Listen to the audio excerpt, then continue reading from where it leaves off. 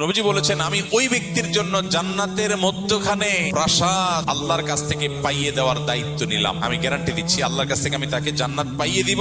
যে ব্যক্তি ঝগড়া করার উপলক্ষ তৈরি হওয়ার পরেও অন্যায় ভাবে তার উপরে জুলুম করা হচ্ছে, তারপরে সে কথা বাড়াচ্ছে না কেন? ঝগড়া বাড়বে সেজন্য। সে নিজেকে নিয়ন্ত্রণ করছে, মুখ বুঝে চলে আসছে, কথা বাড়াই নাই, পুরা উল্টা পাল্টা বলতেছে, পুরা অন্যায় করতেছে। চাইলেই এখানে এটাকে নিয়ে সামনে বাড়ায় ঝগড়া করা যায়, কিন্তু সে ঝগড়াটা এড়াইতে চাচ্ছে, এই জন্য বলছে ভাই থাক, ঠিক আছে ভাই আপনি যা বুঝছেন ওকে। সে সামনে কথা বাড়াইতে চায় না। নিজের ন্যায়ের উপরে থাকা সত্ত্বেও, ন্যায়ের উপরে থাকলে সাধারণত একটু ঝগড়া করতে বেশি মন চায় না। শয়তান তখন উস্কায়, শয়তান বলে যে এই তুমি চুপ থাকবা, কি দুঃখে মিয়া, সে তো উল্টা পাল্টা কথা বলতেছে। আরে এসব উল্টা কথা মানা যায় নাকি? ঝগড়া করার পর কেউ জিজ্ঞেস করে ভাই এত চেঁচাচেঁতি গেলে, আরে ভাই কি উল্টা পাল্টা কথা শোনেন না, মাথা ঠিক থাকে। শয়তান যুক্তি দেখায় না। কিন্তু ইমানদার, বুদ্ধিমান ইমানদার যে ওই যে জান্নাতে আল্লাহ নবীর দায়িত্ব নেওয়া প্রাসাদের মালিক হতে চায়, সে কি করবে? সে সবর করবে। সে দেখতেছে উল্টা পাল্টা হচ্ছে, দেখছে যে কথা বললে এখানে ঝগড়া হবে, ঝগড়া হলে আমার মেজাজটা গরম হবে, তার চাইতে বলে ভাই ঠিক আছে ভাই।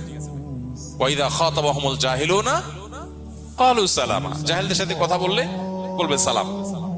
এই মানুষটা খুব কম সমাজে, এই মানুষের সংখ্যা খুব, কারণ জান্নাতি মানুষ তো কম হবে। তাহলে এবার দেখেন